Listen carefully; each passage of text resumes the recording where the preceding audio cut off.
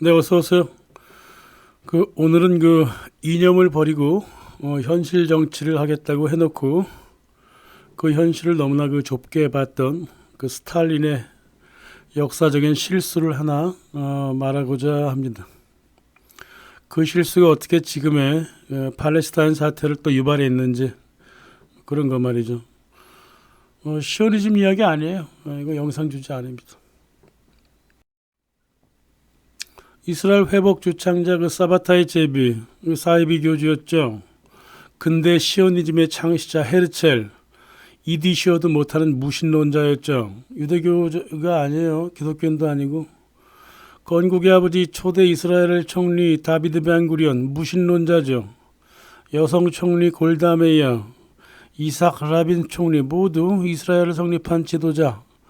유대교도도 기독교도도 아니에요. 다 무신론자입니다.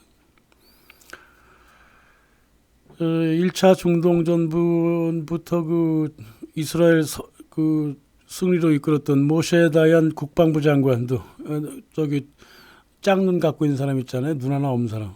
그 사람도 무신론자였습니다. 이 무신론자들이 시오니즘의 핵심이었다 이거죠. 20세기 초 유럽 전역의 1천만 전후에 유대인들을 팔레스타인으로 모은다는 것은 가당치도 않았죠. 모은다 해도 작은 팔레스타인 땅에서 어떻게 살아가? 반 정도 이민 간다고 치자고 한 500만 명 정도. 그럼 남은 유럽 유대인들은 아이들 안 나요? 인류 역사에서 인구 분배, 인구 축소 정책은 모두 실패했어요. 유대인들 보세요. 19세기 말부터 20세기 초까지 400만 명이 미국, 영국, 호주, 팔레스타인 지역으로 다 이주했잖아요. 동유럽 유대인들 데리고 가겠다 그러면서. 근데 오히려 유대인의 동유럽 유대인 인구가 600만 명에서 800만 명으로 늘어나 버렸다고. 사람들은 아이를 낳는단 말입니다. 교육시키고요. 어디 한 곳에 뭐하고 캠프처럼 만들라 그래요. 시오니즘이라고 하는 것은 탄압받는 유대인에 대한 해결책이 전혀 아니었습니다. 이성적으로 생각해도 그렇잖아요. 2000년 동안 고치지 못한 병 치료법이 19세기 말에 딱 갑자기 튀어나왔단 말이야. 말도 안 되는 소리를 해요. 메시아가 오기 전에 유대인이 세상을 떠돌아야 된다고? 그 말 누가 했어 그거? 이거는 이런 주장들은 논리도 안 맞고요. 극소수 이익을 가진 사람들의 논리다 이 말이에요. 보세요. 1947년에 유엔이 팔레스타인의 이스라엘 독립을 확정했을 때, 1947년 말 그때 석유 주식 투자자들 유럽에 작년 대비 60%의 배당금을 받아갔다고. 이스라엘 독립 해라라고. 그것도 제안이잖아. 그거 하나 갖고 주식이 그렇게 올라갔다고. 이 석유 주식이. 다시 말하면 1947년 주식하고 증권하던 사람들은 이미 현실이 뭔지를 다 알고 있었다는 사실 아닙니까 이게. 에드먼 로스차일드 같은 부유한 유대인들한테는요, 시오니즘은요 아무것도 아니에요. 돈 벌기 위한 도구라고. 그게 바로 현실 정치라고 하는 겁니다. 에드먼 로스차일드처럼 현실 정치를 해야죠. 이스라엘을 만들어서 석유를 관리하자. 이게 현실 정치인데 이상만 따라가고 그러면 되겠어요? 시오니즘이라고 하는 것은 종교 문제도 아니고 유대인의 고통 문제도 아니고요. 오로지 경제와 정치 문제였다 이겁니다. 나중에 키신저가 1970년 초 중동 평화를 말했을 때도 그거는 평화가 아니에요. 석유 달러 안정을 위한 현실 정치였다고. 이처럼 사람들이 말이에요. 한결같이 우리 정치는 현실이다, 외교는 현실이다 말하면서 현실적인 정치를 전혀 못해요. 현실을 바라보는 눈 자체가 비현실적이기 때문에 그래. 좌우 이데올로기, 눈앞의 이익, 확신도 없으면서 그냥 밀어붙여버리는 그냥 아몰랑 이런 거. 전통의 아집이라든가 종교 이런 색안경을 쓰고 현실을 보니까 아무리 현실 정치를 한다 하더라도 에드몽드 로스차일드라든가 헨리 키신저 100분의 1도 못 쫓아가는 거예요. 이 사람들은 정말 현실 정치 했잖아요.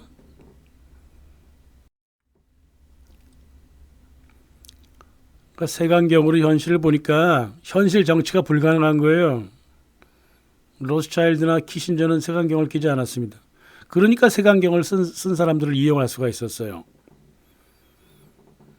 모든 종류의 현실 정치라고 하는 것은 뭐냐면요. 정치하는 사람들은 색안경을 끼고 있다는 사실을 인정하고 그 사람들을 이용해 먹을 때가 진짜 현실 정치를 하는 거예요. 현실 정치에 매우 익숙한 유대인들에 대하여 진짜 현실 정치를 하려고 했던 사례가 하나 있어요. 아나사시리스 크루츠죠. 이 사람은 1794년, 95년에 이제 법정에 나와가지고 하는 얘기가 교활한 유대인들이 계몽주의 법에 따라 프랑스와 세계의 시민이 되었다. 이 바게법에 독일 제후들은 놀랐다. 독일에서는 유대 자본가들이 자금을 대지 않으면 전쟁을 시작할 수도 지속할 수도 없기 때문이다.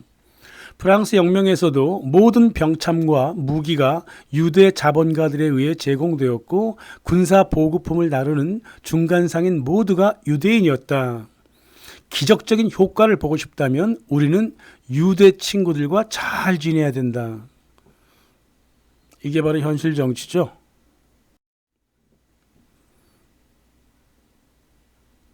그런 겁니다.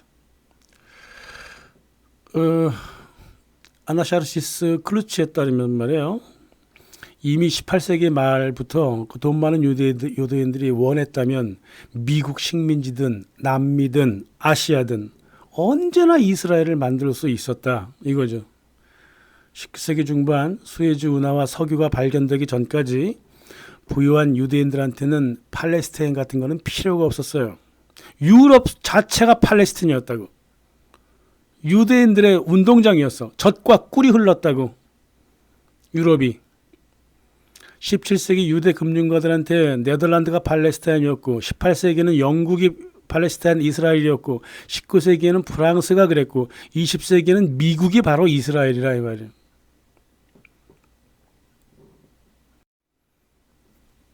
특히 영국은 철두철미한 이스라엘이에요. 팔레스타인이라고. 19세기 중반에 유대인 디즈레일리가 총리로 올라갈 정도로 영국에서는 어쩔 수 없는 영국 최상위 권력이 유대인들이었어요. 물론 서민 유대인 말고요. 저쪽 동유럽 이런 사람 말고 영국 정계의 터줏대감이라고 하는 그 샤프트베리 백장마저도 로스차일드 사단의 이스라엘 회복 운동에 동참했다고요. 자기가 앞장서 나섰다고. 이 정도로 영국은 유대인들에 의해 확 잡힌 나라라고. 영국 자체가 이스라엘이야. 영국 자체가 팔레스타인이라고요.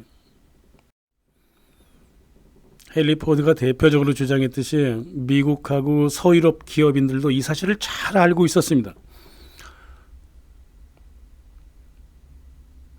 19세기부터 서유럽 정치가들하고 근대 혁명가들 모두 알고 있었어. 유대 금융가들하고 상업인들이 유럽 기반을 장악하고 있었다는 것을 잘 알고 있었다고요. 이 정치하고 경제 전선에서 무슨 일이 일어나는지를 몰랐던 거는 대중만 이 사실을 몰랐어. 헨리 포드가 미쳤다고 자기 신문을 제작했을까요? 유대 미디어가 너무 막강했기 때문에 자기 스스로 미디어를 만들었다고요. 그래서 서유럽과 미국의 엘리트들은 말이에요. 유대인들이 악의 주체라고 알고 있었단 말이에요. 반유대주의도 지금 그렇게 일어난 거죠. 그죠? 그러나 러시아는 사뭇 다르다고. 예? 러시아는 사뭇 달랐어요. 이 유대 금융가들하고 산업 네트워크하고 함께 살아왔던 서유럽 엘리트에 비해서 아주 낙후됐기 때문에 정보도 부족했다고. 이 사람들한테 러시아 유대인들은 단지 불안당에다가 사기꾼이었다 그뿐이에요. 이게 피터 대제 때부터 러시아에서 이렇게 만들어진 유대인에 대한 판단이라고요. 되게 과소평가했지 유대인들을. 물론 러시아 내부에서 뭐 유대인들이 대단하게 활동도 안 했기 때문에 그저 그냥 농민들처럼 살았기 때문에 빗자루 쓸듯이 이리 쓸고 저리 쓸고 그랬죠.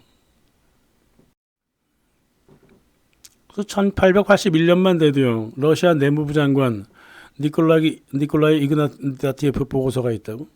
여기에 차르한테 어떻게 상태를 지금 보고하고 있냐면 그때 이제 막 유대인들 막 저항하고 막 그랬잖아요. 그죠? 폭동 일으키고. 러시아 남부 가난한 기독교인들과 유대인들 사이의 갈등이 원인이다. 유대인 폭동은 그래서 일어났다. 유대인 폭동은 오로지 상업적 동기를 가진 것이다.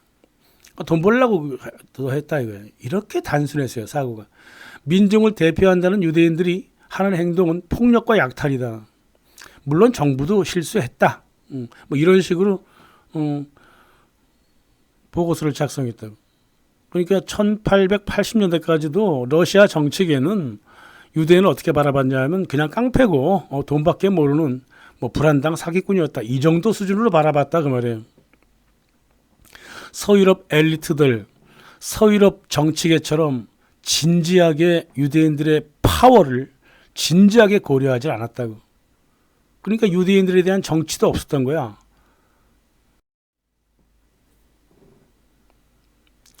알렉산더 3세가 말이에요. 그 유대인들 그 자유롭게 일하게 했잖아요. 그죠? 알렉산더 2세 밑에서 유대인들이 굉장히 성공을 많이 거뒀어요. 상업적 그 자유를 많이 줬기 때문에. 이게 유대 백과사전에서도 인정하는 거예요. 이게 알렉산더 2세의 그 업적. 여따 대고 말이야. 알렉산더 2세 그 겨울궁전에다가 폭탄을 설치한 사람들이 유대인입니다. 정부로서는 이 배은망덕 큰 놈들 정말 어떻게 해볼 수가 없는 놈들이거나 잡아내고 처형하고 유배 보내고 막 그랬죠. 제가 세계 정부로 가는 길에서 말했지만 유대 혁명 세력의 수도 엄청났고요. 정부 안에서도 간첩을 씹을 정도로 영향력도 셌다고요. 국가가 무너질 듯한 그 혁명가들의 그 테러, 간첩 활동 많았다고. 이거 막 저지할 수밖에 없었어요. 어떻게 대통령궁에 짜르 집무실 식당에다가 거대한 폭탄을 설치해서 폭파시킬 수가 있느냐고. 그래서 사람을 죽일 수가 있냐고. 그리고 당연히 그럼 정부로서 어떻게 했으면 좋아. 때려잡아야 되잖아요. 그걸 갖다가 서구 언론이 뭐라 그러냐면 유대인을 탄압한다 어쩐다 이 짓을 하고 살았다고. 응? 서구 언론이 이때부터 그랬어요. 영국의 주교그 프레드릭 파라라고 있습니다. 나중에 이제 웨스트민스터 대주교가 되는데 러시아 정부가 유대인을 탄압한다는데 그래서 우리가 지금 화가 많이 나 있는데 이게 실은 많은 수가 거짓이고 과장이다 이 말이야. 응? 이 사람 말이 옳아요. 이 프레드릭 파라는 말이에요. 주교로서 찰스 다윈을 지지했다고요. 이게 영국에서 얼마나 엄청난 사건인 줄 알아요? 찰스 다윈의 진화론을 웨스트민스터 주교가 과학적이긴 하다 이러면서 지지했다고요. 그리고 찰스 다윈 그 죽었을 때 그 관드는 사람의 한 사람으로 참여했을 정도로 이렇게 세상을 철두철미하게 객관적으로 보려고 노력했던 사람이에요. 문제는 이게 러시아에 대한 그 거짓하고 과장이 말이야. 영국이 주도적으로 만들었다는 게 중요해요. 그러니까 사실을 잘 알고 있는 거예요. 프레드릭 파라는.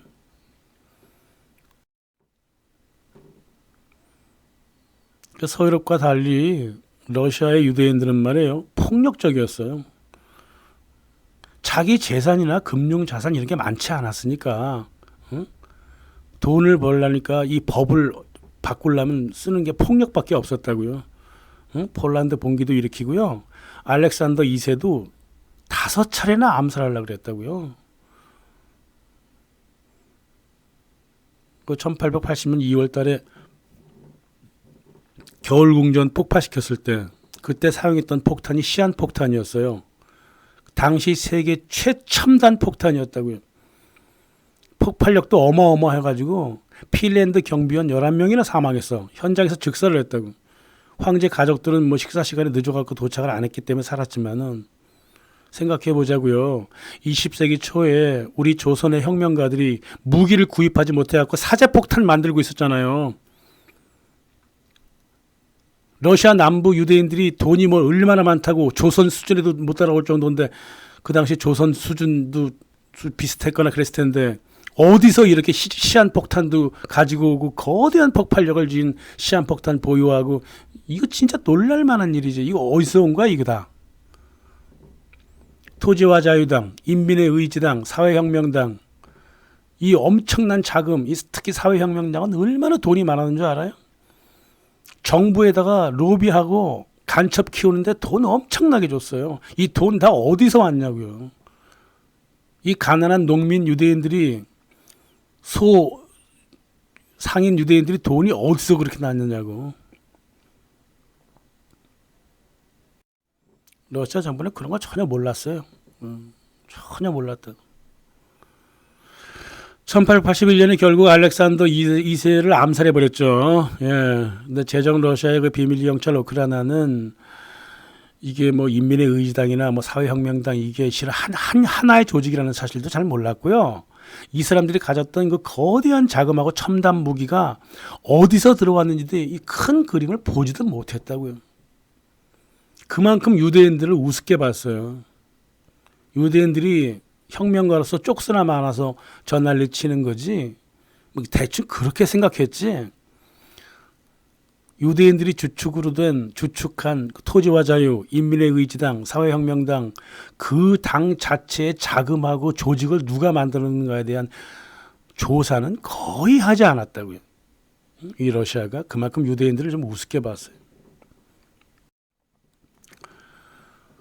알렉산더 2세 짜르가 암살당하자 이제 본격적으로 이제 유대인 탄압에 들어가잖아요. 그럴 수밖에 없잖아요. 그죠? 한 1년 가까이 지나서 1882년 런던 시티의 그 로스차일드 사단 본부가 있어요. 맨션 하우스라고 있습니다. 거기에 기독교 복음주의자 샤프트베리 경하고 영국 유대인 협회가 모여가지고 러시아 결의문을 발표하는데 뉴욕의 미국 복음주의 연합교회도 똑같이 러시아 규탄 결의문을 만들어냅니다. 그리고 타임즈하고 이제 유대 미디어가 막 움직이기 시작하죠. 이제 러시아 공격이 본격화되는 거예요. 이거는 우리 영상 세비라 세계 정부로 가는 길 거기다 나와 있는 얘기죠. 당연히 이스라엘 회복 운동도 가속화했던 거죠. 그 서유럽 유대인 집단이 이렇게 주도 면밀하게 움직이고 있을 때 러시아는 유대인 간첩 잡겠다고 난리치고 있었고. 줄기가 실은 영국에서 출발했다는 걸 몰랐단 말이에요. 로차일드 사단이 만들어 놓은 그 시오니즘, 러시아 왕따 이 두 가지 트랩에 러시아는 서서히 걸려들고 있었다 이겁니다. 정부는 유대인 혁명가들을 색출하고 유대인들은 계속 봉기하고 테러하고 암살로 대응했습니다. 그럼 정부가 또 탄압하고 이런 와중에 러시아에는 그 시오니즘의 지지자들이 많이 생겼고 말이에요. 동시에 러시아를 붕괴시키겠다는 혁명가들이 막 불어나고 이 도랑치고 가재 잡는 이 로스차일드 두 가지 목적이 러시아에서 구현되어 갔다고요. 시오니즘도 커지고 러시아 붕괴를 원하는 청년들이 많아졌다고요. 그래서 러시아가 붕괴되어 간다 이런 조짐은 말이에요. 대다수 러시아 정치인들도 알고 있었고요. 라스푸틴도 알고 있었습니다. 하지만 이 원인이 어디에 왔는가는 알지 못했습니다. 미 국무부 장관이 엘리우 루트가 러시아에 왔을 때 뭐라고 평가했냐면 러시아 사람들은 사람이 좋고 솔직하고 친절하다. 하지만 사람들이 뭐한 게 생각이 뒤죽박죽이다. 이게 진짜 황실 정치인들한테 그랬어요. 그러니까 황실마저도 라스푸틴 같은 그 점성가한테 삼을 기댔잖아요. 그죠? 이런 사람들은 말이에요. 볼셰비키가 어떤 인물인지도 몰랐어요. 혁명을 성공시킬 정도로 얼마 안 되는 놈들이 혁명을 성공시킬 정도로 그 자금도 풍부했는데 그 자금을 갖고 있는지도 몰랐고요. 그 자금이 뉴욕 유대 금융가들한테 제공된 건지도 몰랐어. 자컵 시프 돈인지도 몰랐고, 러일 전쟁 이전부터 러시아 붕괴가 이미 뉴욕에서 계획되고 있었다는 사실은 꿈에도 몰랐던 그런 러시아 사람들이다 이 말이에요. 유대인들을 좀 진지하게 봐야지. 앞서 그 서유럽 엘리트들이 말이에요, 유대인들을 악의 축으로 봤잖아요. 근데 러시아 사람들은요, 유대인들을 악의 축이 아니라 악의 앞잡이로 봤어요. 이게 커다란 실수한 거예요. 응? 이게 이제 볼셰비키 마르크스도 그렇게 봤다는 게 이제 중요한 거예요. 응?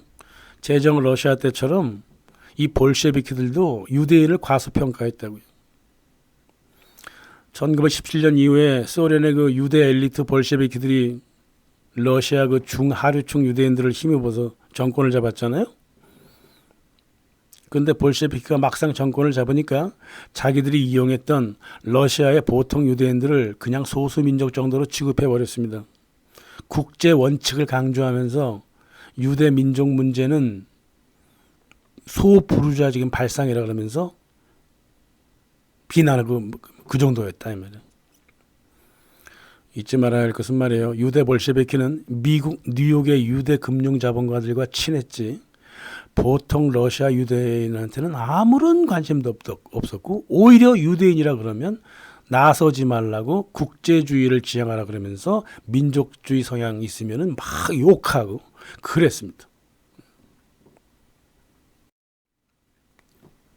1923년부터 그 소련의 크리미아에서는 말이에요, 유대 자치국을 세우려고 그랬다고요. 즉 시오니즘 첫 번째 이스라엘을 크리미아에 세우려고 그랬어요. 트로츠키 같은 사람은 이제 이런 움직임을 갖다가 이 반동 분자들의 성격이라 그랬죠. 스탈린도 마찬가지라 그랬어요. 반동 분자라 그랬다고. 뭐 조용했죠. 뭐 크리미아에서는. 1941년 그 독일이 침공하니까 유대인 반파시스트 위원회를 만들었어. 스탈린한테 애국심을 보여주자. 그러면 전쟁 끝나면 크리미아에다가 이스라엘을 성립시켜주지 않겠느냐. 응? 그래서 이 사람들이 이 러시아 보통 그 지식인 유대인들이 말이에요, 스탈린한테 충성하겠다고 미국, 유럽 각지를 뛰어다니면서 소련을 지원해달라, 부탁하면 다 했다고. 노력 많이 했죠. 네. 한 20명 채 안 돼요. 15명이 핵심 위원이었고요. 그 밑에 있던 사람들이 이제 막 돌아다녔죠, 이렇게. 1944년 2월 달에 이제 어느 정도 그 소련이 이제 독일을 이제 패퇴시키고 막 이러니까 크리미아에 유대 국가를 세워달라고 스탈린한테 부탁했다고. 스탈린 아무 말도 안 하고 있었어요. 이 자식들 이거 팽시켜야 되겠구나 이러면서. 예? 이미 1944년이면 유엔의 이스라엘 건국 안건이 올라가 있었고요. 스탈린이 보기에는 바깥의 이스라엘이라면 몰라도 우리 러시아 내부의 시오니즘은 어림도 없었어요. 이스라엘 나중에 모두 숙청돼 버립니다. 원래 크리미아가 유대 지역이에요. 현재는 이제 17,000명 정도 유대인들이 있지만 그 당시에는 뭐 수십만 명이 있었다고요. 자기 나라 내부에서 시오니스트 활동 숙청했던 스탈린은 팔레스타인의 유대 국가 이스라엘한테 똑같이 행동했을까? 정반대로 행동했습니다. 스탈린은 말이에요, 시오니즘이 제국주의의 천병이라고. 응? 그러면서 이스라엘 성립을 또 지지했어. 왜? 팔레스타인의 이스라엘을 지지해서 자기 편으로 데리고 오면 중동에서 영국의 제국주의를 물리칠 수 있다고 믿었다. 그 이상한 성격을 갖고 있네. 이스라엘이 제국주의의 천병이라며. 이스라엘 그 자체가 영국의 제국주의의 도구인데 그렇게 말해놓고 왜 이스라엘 성립을 도와주냐고.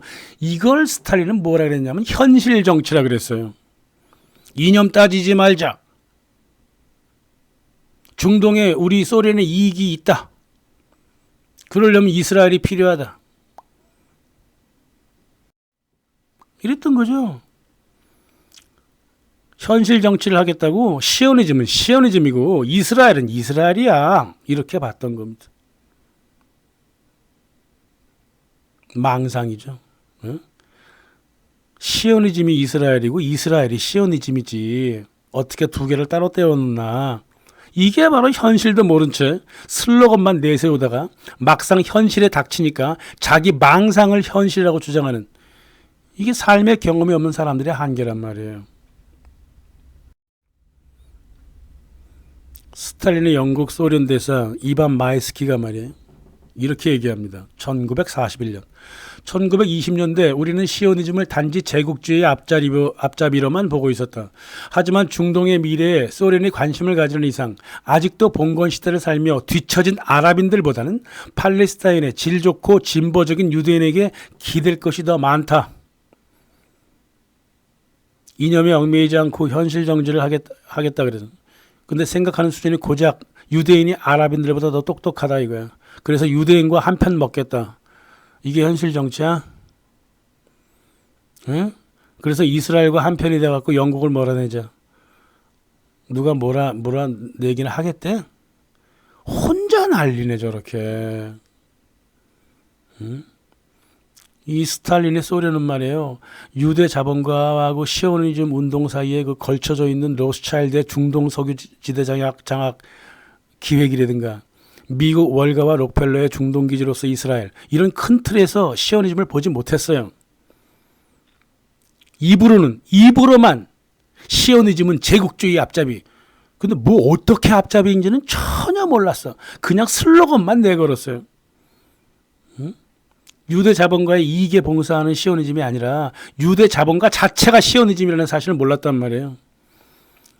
이 무식한 게 말이에요. 이 소련 스탈린으로 하여금 상황에 맞춰서 이스라엘하고 아랍 세계를 대하는 눈앞에 폭 좁은 현실 정치, 즉 무원칙의 외교를 낳고 말았다 이 말입니다. 스탈린은 말이에요. 그렇게 하면 그렇게 되는 줄 알았어요. 과거에 레닌과 트로츠키가 그랬듯이 여자들한테 핍박받는 여자들한테 자유를 주면 여자가 자유로워질 줄 알았다고. 그래서 페미니즘을 일으켰다고요. 그래서 어떻게 됐어? 자유를 얻은 러시아 여성들, 남자들한테 자유롭게 버림받았습니다. 자유연애, 자유결혼제도 만들어 놓으니까 생페트르스부르크 여성 90%가 이혼했어요. 모두 남자들한테 이혼당했습니다. 이때 버려진 여자들, 아이들 데리고 모두 창녀촌으로 들어가고 거기서 인생을 마감했고, 창녀촌에서 기른 아이들, 얘네들 제2차 세계대전 전방에서 끌려가서 총알밥이 돼버렸다. 행정을 종이 위에서 하니까 그래요. 이거를 한국말로 탁상행정이라 그래요. 그러니까 그런 엉터리 결과가 나오는 거란 말이에요. 한국도 가장 큰 문제가 바로 이겁니다. 사회를 살아가는 사람들의 기본적인 정신, 문화, 행동, 심리의 규칙도 알지 못하면서 무작정 좋게만 하면 좋은 줄 알고 착한 척 바른 척 하다가 한국 문화 다 망쳐놓잖아. 에? 특히 여가부. 소련의 역사가 있어요. 의도는 좋았죠. 1947년 5월 14일 날 소련 외상 그 안드레이 그로미코가 커다란 실수를 했는데 유엔에서 이스라엘 지지 선언을 했어요. 응? 아랍 국가와 유대 국가 두 개로 나누라 그랬습니다. 모두 놀랐어요. 아니 이스라엘을 제국주의의 천병이라고 말해놓고 두 개를 나눠서 이스라엘 성립을 지지해줘? 이런 짓을 했다 이 말이에요. 소련은 미국과 함께 유엔의 팔레스타인 분할을 지지했습니다. 스탈린은 말이야 그게 현실 정치인 줄 알았어요. 미국이라고 하는 남자하고 몰래 결혼했다는 걸 몰랐어 이스라엘이. 응? 이 미국과 몰래 결혼한 이스라엘한테 구애를 한 거예요. 미국하고 프랑스를 들락날락하던 이스라엘이 미혼인 줄 알았다 그 말이에요. 아니 남의 집 남자에 들락날락거리는데 그게 처녀인 줄 알았다고? 이런 미친놈이 어딨어요 스탈린. 유엔에서 분할을 지지했던 33개국 면모를 가만 살펴보라고 모두 미국 친미 또 혹은 미국 종속 국가들이란 말이에요. 남미 같은 이렇게. 미국 제국주의자들과 함께 이스라엘 성립을 지지한 게 소련의 스탈린이었다. 이겁니다. 거기에만 머물지 않았어요.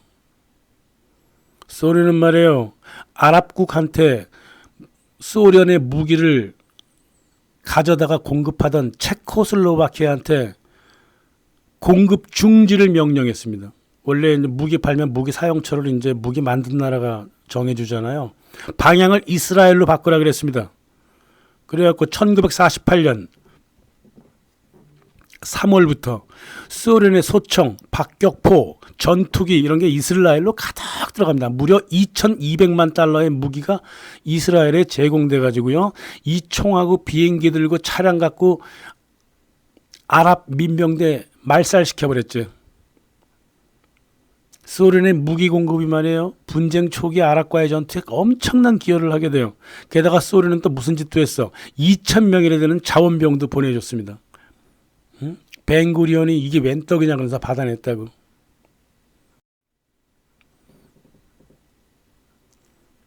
(1948년) 소련은 말이에요. 이스라엘의 진정한 도움이었어요. 소련은 이스라엘의 키부츠가 공산 소비에트인 줄 알았어.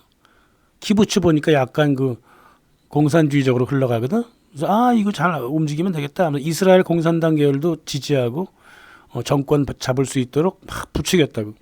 하지만 내가 알기로 그 당시 그 이스라엘 공산당 지지율이 두 개 있었는데, 사회당하고 두 개 있었는데 지지율이 합쳐서 5% 이하로 내가 알고 있습니다.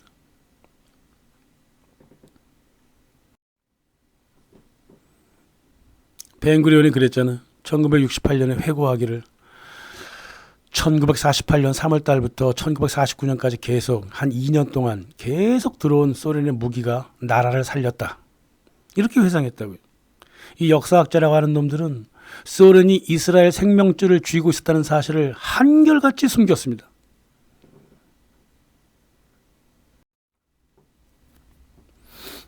그리고 1948년 5월 17일 이스라엘 독립 선언한 지 3일 만에 소련이 이스라엘을 가장 먼저 인정했습니다.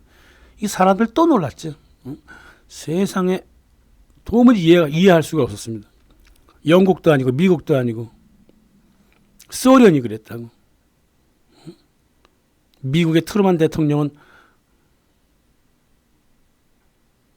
1948년 5월 14일 건국 선언하기 바로 하루 전에 이스라엘 건국을 인증하겠다고 미리 적어놨어. 종이를 미리 적었어.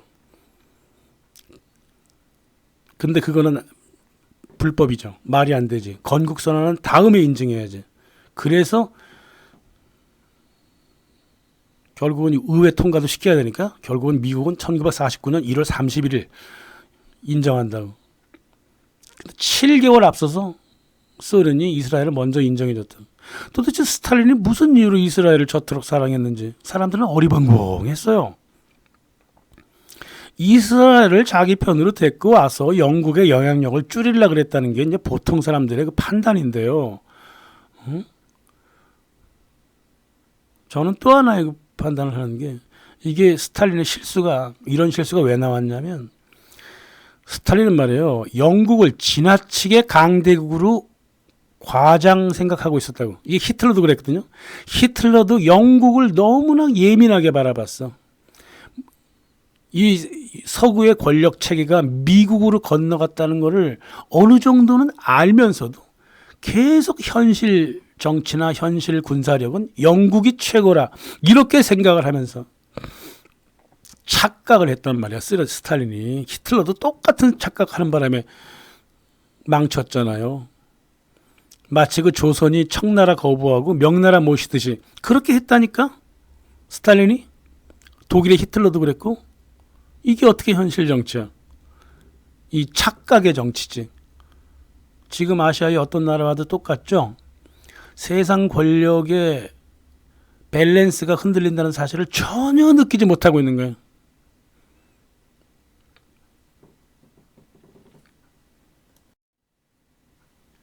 스탈린은 말이에요, 2차 세계대전 이전의 영국을 2차 세계대전 이전의 영국으로 착각을 했다고요.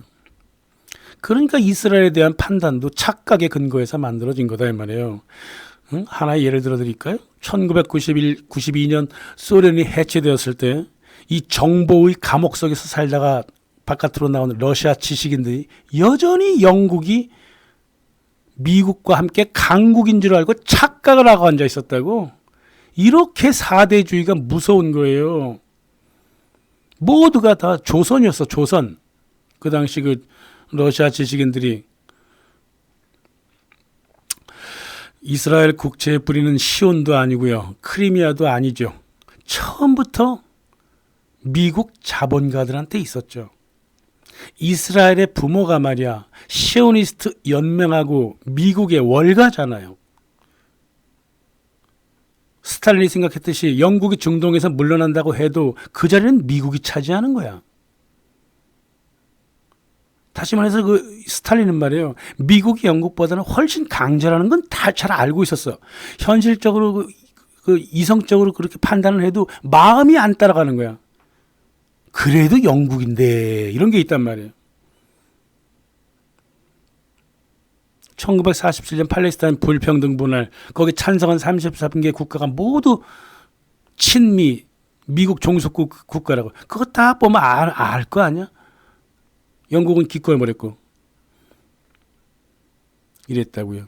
응? 이게 진짜 현실을 몰랐던 스탈린의 폭 좁은 현실 정치였다고.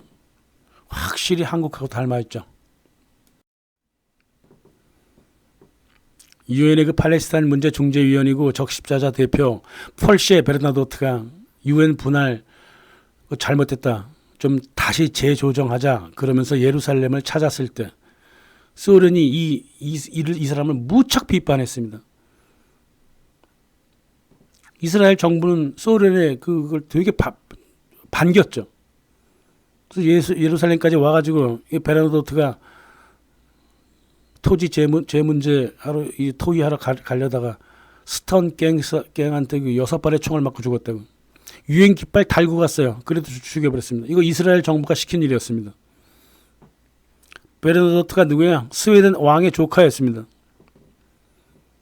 이렇게 참변을 당했어도 소련은 세계적인 지탄을 받았어도 그냥 묵묵부답.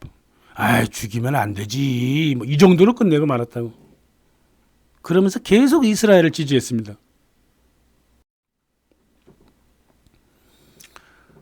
스탈린은 말이에요. 이스라엘 유대인들이 대의를 가진 줄 알았어요. 이 참으로 멍청한 스탈린이었죠. 소련과 이스라엘의 그 밀당 관계로 이제 박사학위를 받은 로랑 루커라고 있습니다. 이 사람에 따르면 말이에요. 이제 1948년 이후 소련은 팔레스타인 아랍계를 영국의 앞잡이라고 보았다는데 이게 만약 이 사람의 의견이 옳다면 소련 정치는 단 5, 6년 만에 적성국과 우방국을 바꿔버리는 엉망진창 정치를 했다는 소리입니다. 1939년 독소 불가침 조약했을 때도 유럽 공산주의자들이 그랬잖아요. 나치 독일이 그러면 우리의 우방되는 거야? 하면서 허둥지둥 됐잖아. 응? 10년도 안 돼갖고 외교를 180도 뒤집어버려. 이런 나라를 어떻게 믿어요? 한국 사람들은 믿을 겁니다. 미국이 한국을 버려도 미국을 따라갈 거예요. 아이삭 도이치가 그랬죠. 이 공산주의자라고 하는 놈들은 제 코끝 이상을 보지 못한다. 그랬다고? 정말 맞아요. 정말 이른바 다른 단어가 없어 좌파라고 하는 단어를 쓰지만 이 좌파라는 놈들은 말이에요. 저도 젊었을 때 사회주의 인터내셔널 사람들하고 같이 오래 지냈지만 우파랑 달라요. 진짜 우파 얘기하는 거예요. 지금 한국은 우파가 아니고 아무것도 아니잖아요. 기회주의자 사대주의를 뿐이지 우파는 거의 없어요. 한국은. 솔직히 실제 좌파도 없죠. 한국은. 한국에서 이 정치 이념이라고 하는 거는 존재하지 않습니다. 아무튼 서구를 얘기하는 거예요. 서구. 이 서구의 좌파라고 하는 놈들은 말이에요. 세상을 보는 눈이 꼴통 보수만큼이나 좁습니다. 제대로 된 정책 하나 만들어 본 적이 없어. 이 서구의 좌파라고 하는 놈들은. 복지 정책도 모두 우파가 만들었습니다. 이런 놈들한테 무슨 권력을 맡겨. 소련은 말이에요. 1948년부터 1951년까지 30만 명의 유럽 유대인들을 팔레스타인으로 이민 가도록 도왔고요. 이스라엘로 계속 무기를 보냈습니다. 소련제 총을 든 이스라엘 군인들은 팔레스타인 사람들을 78만 명이나 각지로 흩어지게 만들어서 총을 들이대고, 이거 다 소련이 저지른 짓입니다. 무기 안 줬어 봐. 가능해? 1949년 이스라엘이 미국으로부터 1억 달러 융자를 받았어. 그러면 생각해 보세요. 삼각관계에서 저 남자가 내가 좋아하는 여자한테 1억 달러를 줬어. 근데 탈캉 받아 먹었어, 그 여자가. 그럼 이게 질투할 일이야? 아, 저 여자는 나하고 뭔가 좀 생각이 다르구나. 뭐 이런 식으로 생각해야 되는 거 아니야? 질투에 절어가지고 이 스탈린 미친놈은 이스라엘의 UN 멤버로 가입시켜줬다고. 이야, 이 퐁퐁남이 이게 뿌리가 여기 있었구나. 이 소련이 원조 퐁퐁남이었네.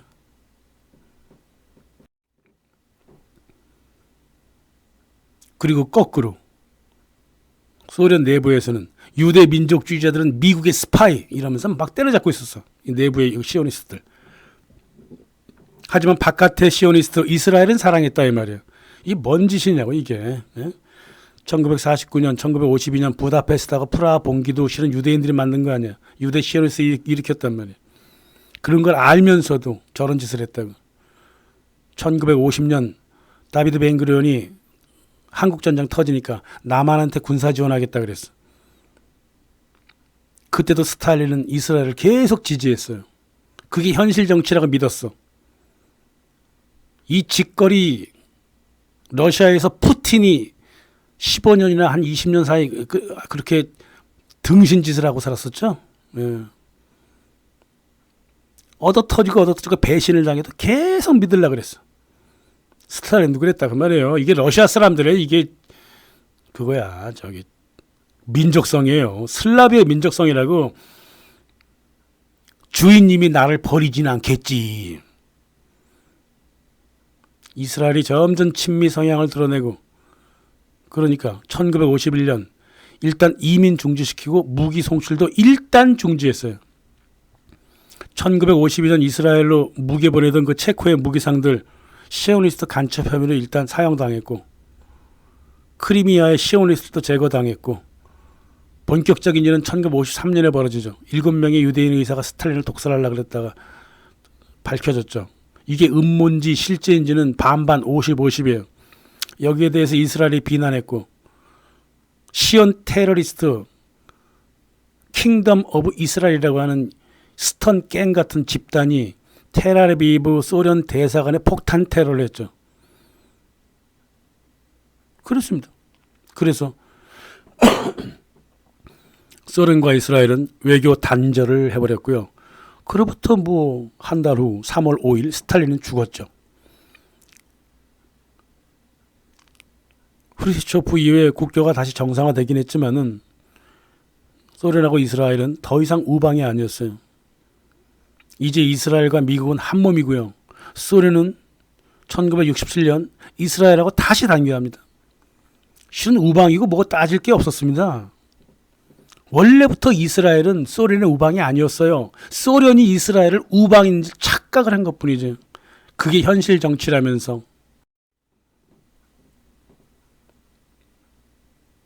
스탈린의 현실 정치는요, 망상의 정치였습니다. 후르시초프의 때 와서야 비동맹 지원으로 외교를 전환합니다. 스탈린은 제 코끝만 봤어요.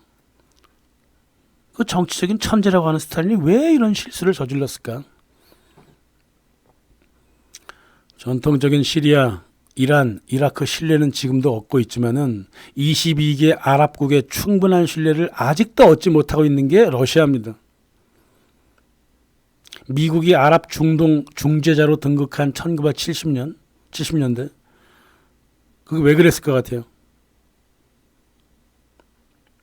미국을 그토록 멀리했던 아랍 세계가 미국을 중재자로 받아들인 책임 누구한테 있는 거야? 이 스탈린의 잘못된 이스라엘 외교 정책에 힘입은 바 크다 이 말입니다. 스탈린의 폭 좁은 현실 정치, 그 현실 정치야 망상의 정치였죠. 현실 정치를 하고 싶으면 현실을 보는 눈을 크게 넓혀야 했을 거 아닙니까? 아닙니까? 예, 눈앞에 이익이라고 그게 현실이야? 그 현실 정치야? 결국은 세계 시연연맹하고 트루만 쇼에 넘어갔던 겁니다. 한결같이 넘어가. 러시아는 후르시초프도 넘어갔지, 브레즈네프도 넘어갔지, 푸틴도 넘어갔지, 옐친도 넘어갔지. 현실 정치는요, 줏대 없는 정치가 현실 정치가 아닙니다. 감사합니다.